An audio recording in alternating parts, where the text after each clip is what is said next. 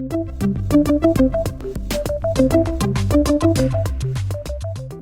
name is Krishona Martinson, and I'm the Equine Extension Specialist here at the University of Minnesota. And we are just really pleased to be working with our partners and our friends at the Minnesota Board of Animal Health to collectively bring some solutions to the Minnesota horse industry. So today we have Dr. Heather Damico. She's a senior veterinarian with the Minnesota Board of Animal Health, and also Dr. Katie. They are both going to be presenting, along with Lochner, who is our University of Minnesota Extension livestock communication specialist, helping us answer questions with the webinar. But today we are going to be talking about an introduction to equine exhibition manager training. This is a new program that is being rolled out by the Board of Animal Health, and we are simply collaborating with them. Heather is going to share an overview of the equine exhibition rules, how to obtain a permit, and how to petition for a variance, including a new training course that Hannah and us collectively, the four of us, have been collaborating on to deliver as a resource to Minnesota horse owners who are also operating various shows. So with that, Dr. Heather, do you want to go ahead and take over? Absolutely. Thanks for joining us today. We're going to talk about this equine exhibition manager training that we've put together with the University of Minnesota, as Krishona was talking about. Thanks for joining us. So just to start off with, I just wanted to do a quick overview of the Minnesota Board of Animal Health and what our mission is. It is to protect the health of the state's domestic animals through education and cooperation with veterinarians, producers, owners, and communities. And in this instance, our jurisdiction over the livestock exhibitions, which includes horse shows, is with Administrative Rule 1721.0100. An exhibition is anywhere that we're bringing livestock or poultry owned by two or more persons to one location in Minnesota for judging or for display. So for exhibitions and permits regarding exhibitions, a permit is required for all exhibitions. The exhibition manager applies for that on our website. And there are some exceptions, mostly having to do with horses. So horse-only shows completed within 12 hours or where no horses are stable overnight are an exception to that permit. So one-day shows, essentially.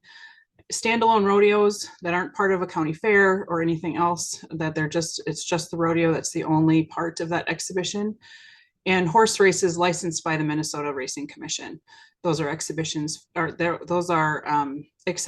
to our rule requiring permits for all exhibitions.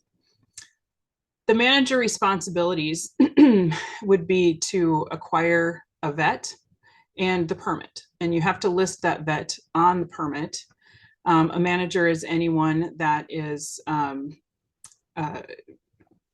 organizing an exhibition where more than two animals are being brought together. Exhibition requirements for horses. We, of course, require a negative official Coggins test for equine infectious anemia. That's pretty common. Everyone that's been around horses very long is familiar with that. Animals must meet all movement and ID requirements prior to entry into the exhibition. So the horse must match the description on the Coggins papers. No health certificate or CVI, certificate of veterinary inspection, is required if you're only entering Minnesota for the exhibition or show. And no animals with clinical signs of infectious disease, of course, can be brought to an exhibition. For the Coggins requirement, all horses except suckling foals accompanying a negative dam must be negative to an official Coggins test conducted within 12 months prior to the opening date of the exhibition. So a current Coggins test is required, and that is similar to our import requirements, which also require a Coggins test within 12 months of entering the state of Minnesota. So for permits, when is a permit required? Again, when two or more owners are bringing horses to a single location for judging or display. So the first step of applying for a permit is knowing when you need one. And so when 2 or more horses are brought to a single location and the exhibition is held for more than 1 day in a row, or more than 1 horse will be stabled overnight. So it's kind of a clarification of that 12-hour rule. In the rule, it states 12 hours, but logically speaking, it's if you are stabling overnight. And then why do we require permits? We get this question a lot. And the biggest reason is traceability.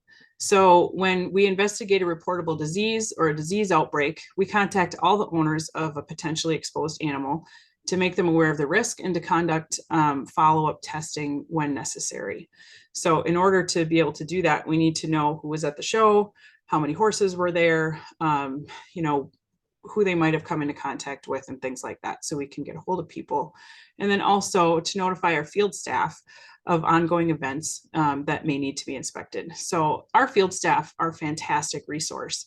You can find your nearest inspector on the Board of Animal Health contact page on our website, and they can also serve, our field staff also serves to enforce our regulations that are designed to protect animal health in the state of Minnesota. How do you get a permit? It's pretty easy. So you just go to our website, and exhibition managers just apply on that online form. It's free. And then you'll receive an email when your permit is approved. If any animals are sold to new owners, if there's a sale at the show that's different from just a straight up exhibition, then you also have to meet the requirements for a community sale. And those are 2 separate permits. So just be aware of that. If there's also any sale happening at the show, then you want to make sure you apply for both permits for that. And then depending on the time of year, turnaround time is usually within a few days, but the earlier you apply, the better in case the form needs any corrections. The responsibilities of the exhibition manager, the main one is to retain the services of an official vet. You are required to have an official vet at each exhibition that lasts more than 1 day or where horses are stabled overnight. Ensure livestock buildings and exhibit areas are clean and disinfected prior to animal entry and between groups when applicable. You also have to ensure sanitary conditions are maintained throughout the event. So make sure you're not having manure piled up, that people are, cleaning their stalls, and there's not feed left out and things like that. So there's rodents, being attracted, basic biosecurity things. Comply with Board of Animal Health staff and official vets to ensure sick livestock are removed or quarantined, and act as a liaison between exhibitors and the Board of Animal Health. Another big one is to maintain records. Again, our biggest reason for permits and what permits help us out with is traceability. So if we don't have those records, then it's pretty hard to trace animals back to where they came from and contact information for owners and things like that. Just to reiterate, this is a confusing point for some people. So an official veterinarian, the responsibilities of an official veterinarian from our perspective and from a permit perspective is that they are responsible for minimizing the spread of contagious disease through identification and removal or quarantine of sick animals. Their official responsibilities are not for responding to non-contagious illnesses or injuries such as colic, lacerations, lameness, things like that. They can respond to those things if they are in there as an official veterinarian for that exhibition, but it's not in their official veterinarian role. That would just be as a veterinarian on site responding to those types of things. That's not part of the permitting process. So we're concerned with things that can be spread between horses, contagious illnesses, and things like that. So an official veterinarian is licensed in Minnesota. They have a USDA accreditation category of 1 or 2, which means that they can be veterinarians that usually see small animals. They can be veterinarians that usually see large animals. That's the difference between a category 1 or 2, and we'll allow either one of those because veterinarians are trained in biosecurity and also just being able to spot, an illness, whether or not they are typically a horse vet or not. It doesn't matter as far as the permit goes. And then the responsibilities of a veterinarian, the official veterinarian at equine only exhibitions, would be to approve the cleaning and disinfection, inspect animals when they come in, and then refuse admission or quarantine horses showing clinical signs of disease or not meeting entrance requirements. So again, those Coggins, the Coggins paperwork for the most part, and also being healthy. During the exhibition, the official veterinarian inspects all animals once a day, and they contact the board with reportable diseases. And they also maintain a list of animals that needed to be removed or quarantined and submit that list to the Board of Animal Health within a week. So that usually is the sticking point with permits.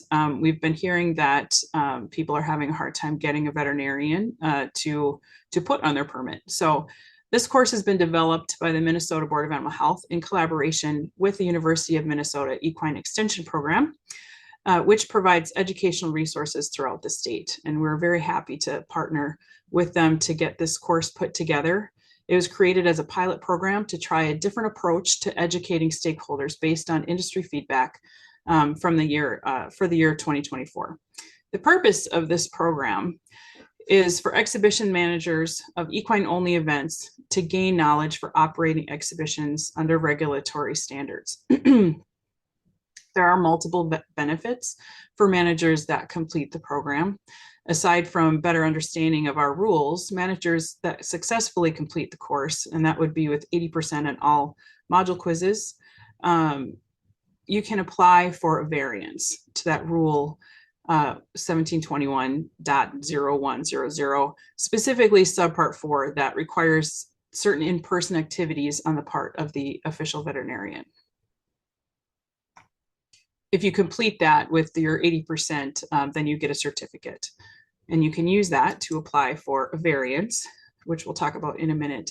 So this is the first slide, basically just a rundown of the contents of that course. It's an online course. You can take it anytime. And the contents of the course aim to help you as managers more confidently meet the state requirements and hold exhibitions that are safe for horses and attendees. So part 1 covers the background information for the course and provides an overview of responsibilities as an exhibition manager. Part 2 provides details on what we expect and what we require for horses to be exhibited in Minnesota. It also goes over some things that you should call the vet for if you see, and things like that. So you're kind of familiar with what we're looking for. And then part 3 is the permit application and the process for how to do that. So the variance request that you can apply for once you finish the manager training, if you're approved for the variance, then an official veterinarian will not be required to inspect the horses daily and on the day of admission. Also, you would still need to retain a veterinarian or clinic to be on call for the event's duration. But again, that is to be on call for contagious things. We hear a lot of times, well, we always have a vet on call in case, someone has a horse that's colicking or has an injury. That's not what we're talking about, although that is still very important. But those aren't contagious things, generally speaking. So what we're concerned about is contagious diseases, things that can be spread from horse to horse. That variance request form is available on our website. And if you're granted that variance, then these requirements that are highlighted in blue, this is the same slide that I showed earlier.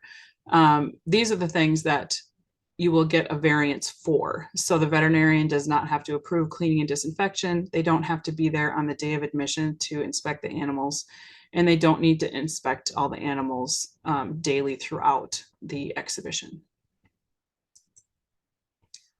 This is where you can locate that variance on our website. If you go to the Board of Animal Health, it's www.bah.mn.us/exhibitions. And then you go to this drop down under animal movement. That's where you'll find exhibitions. And on the right-hand side by the horses, you'll see the petition for variance. You'll also see the link to the Equine Exhibition Manager Training webpage, and that's the University of Minnesota webpage where you can take that course. Once you're finished with the course, then you come back to our website and you apply for the variance. And once you are if you're granted the variance, then you can apply for the permit, and there'll be questions about whether you have a variance or not. These are those resources that I mentioned, our website, the regulation that we've been talking about, which is on the registrar site for the state of Minnesota. And then we have Board of Animal Health exhibitor biosecurity handouts. You can also print out handouts from the manager training. Any questions? Thank you for joining us today and learning more about this pilot program that we're trying out this year. All right, thank you so much, Heather, for going through that. I believe there are some questions. I think I see a hand raised. The first question I have is the no CIV. Could you explain that, why that explanation a little bit farther than what you stated? As far as the state rules go, we don't require a certificate of veterinary inspection. It's also called a health certificate. Unless your show still might. Some exhibitions require it. If you're going to a big show, some of them will require you to come with a health certificate from your veterinarian. From a state standpoint, we don't require that if you're coming in strictly for an exhibition from out of state.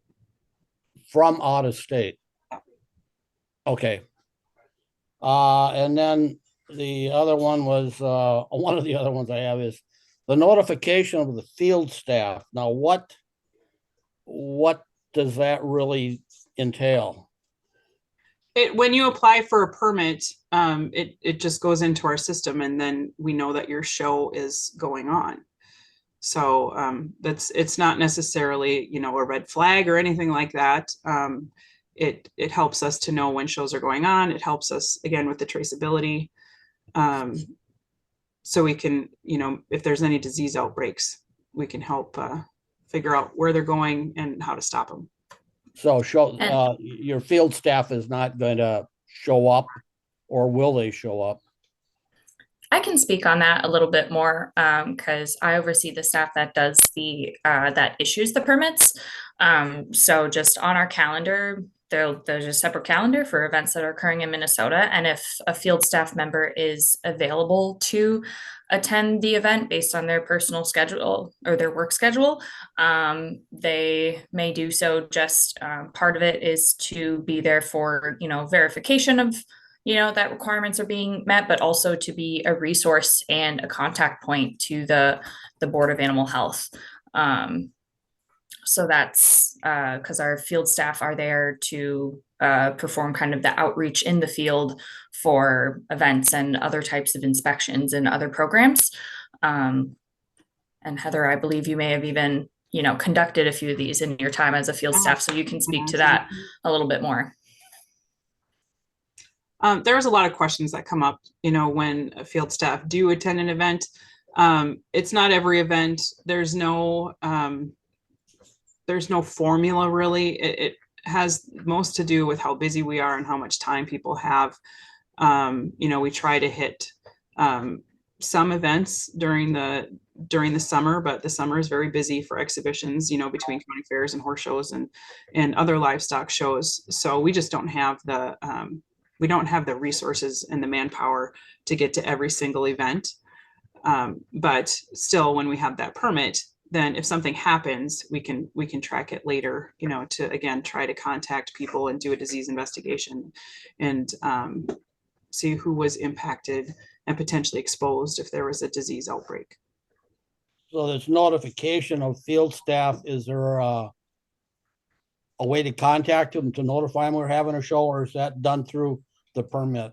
That's done through the permit. You don't have to do anything for that.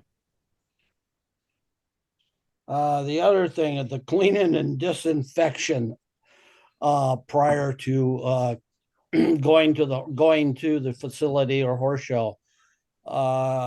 We've had discussions in past with facilities, and they're basically saying it's the show's problem. It's the show's deal to disinfect and clean the place.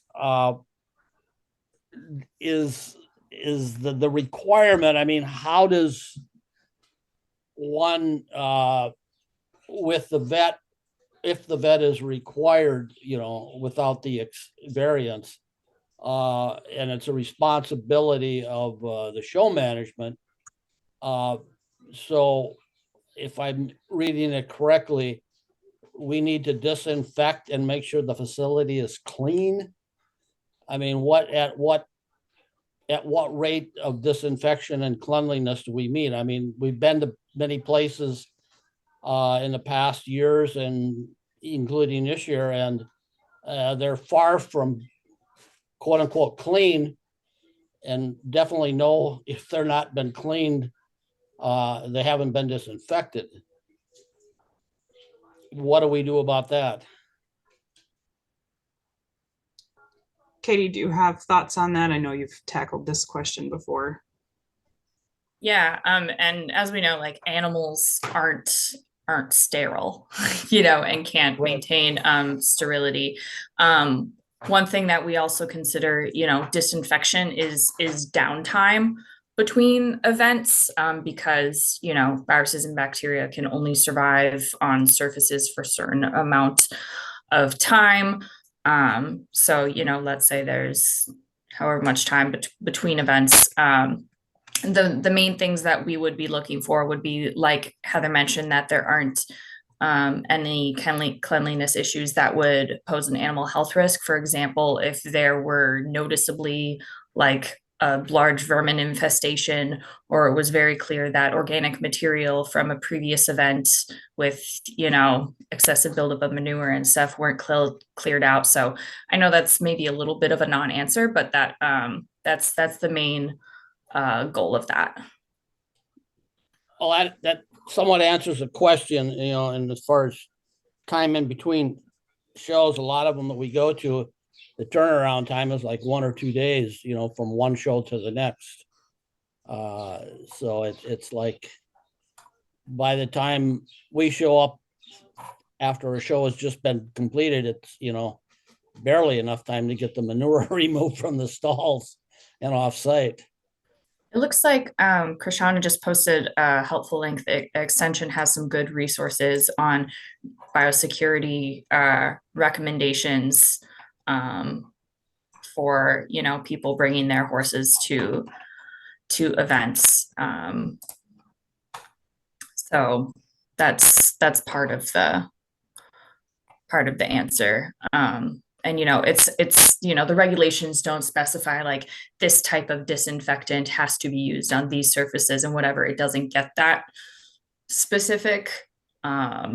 So I would say if our field staff are present and doing verification, like I said, what they'll be looking for is imminent kind of hazards to the animals that are there. All right. That's pretty much the questions I have. Thank you. Thank you. And those are all, those are really great questions. Does anyone else have any questions? You can type them in the chat. I believe Hannah can help you unmute. I just want to reiterate that, it's really great to work with the board. These rules have really been in state statute for some time, right, Heather and Katie? And I think they have been implemented in different ways in different scenarios, depending on across the state, different events. And in an effort to make it more, really to make the implementation of this more consistent, some of these issues, especially with the shortage of veterinarians, has really come to light. So I think it's a great solution to have this training. I can tell you that the online course will take most people probably less than an hour. Hannah, you can nod if you agree, and Katie and Heather. So we try to make it very applicable, knowing that everyone has a lot on their plate, but yet also remember, we're all in this together. This is all really about disease traceability. And if something would break at a horse show, as a horse owner and somebody showing, I would certainly want to know so I could watch my horse or even further quarantine if I needed to, or if I was stalled next to an individual. So again, this is really about disease surveillance and notification and keeping our industry open. So again, these are our partners, and we're working to keep the equine industry open and rolling. But to do that, we do have to be aware of disease outbreaks. I see one question in the chat. Does a stud book inspection require a Board of Animal Health permit? And yes, that would be another, it's considered an exhibition because the horses are on display. Can you repeat that, Heather? A stud? You said a... Does a stud book inspection require a Board of Animal Health permit? It's in the Q&A chat.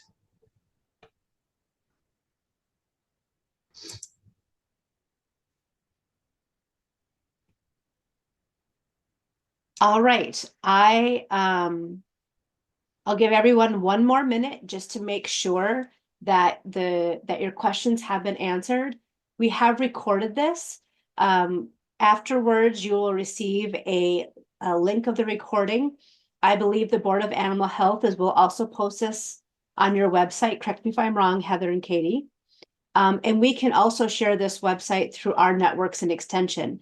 Again, we want to make sure that people are aware of this, aware of when they need a permit, and also this really great option that is brand new this year with taking the course and getting the exemption.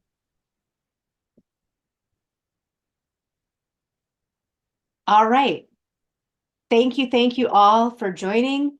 I hope you enjoy this beautiful Friday, Minnesota afternoon. And here's to a wonderful and successful and safe horse show throughout the state of Minnesota. So thank you again for joining. We really appreciate it. Thank you very much.